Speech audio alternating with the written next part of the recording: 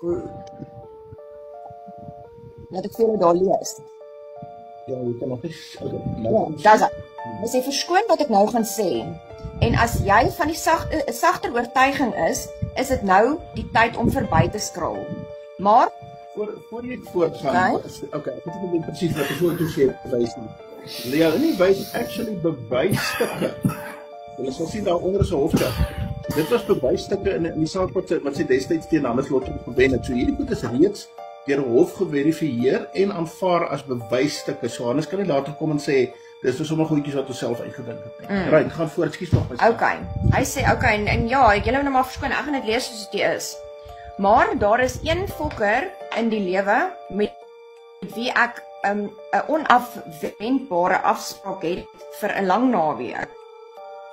En voor ek my oogies finaal toemaak, gaan ek my lang naweek met hom kry. Jy kan dit bank toe vat. Ek wil die fokker in 'n leë pakhuis nakend op 'n stoel vasmaak en sy fucking tong uitsny en later in my yskas bære.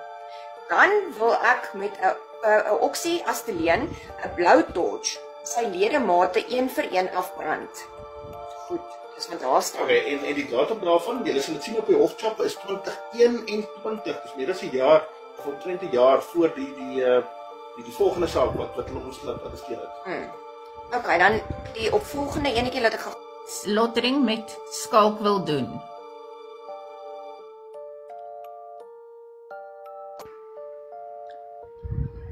Okay, laat ek net gou gaan by daai enetjie uitkom. Hallo Didi, welkom Johan. Lizzie, welkom almal wat nuut is. Wanda. Okay. Ons sê maar net hier is trigger warning, hier is lelike goeters, dis nie nice goeters nie, so as julle nie van sulke goed hou nie, skraal maar verby. Okay, ek lees verder. Hy sê en dan ek wil die fokker in 'n leë pakhuis nakend op 'n stoel vasmaak. Okay, dit is wat ek nou klaar gelees het. Okay, laat net gesien. Okay, en die leë pakhuis is sodat die fok na hartelus kan skree sonder 'n tong.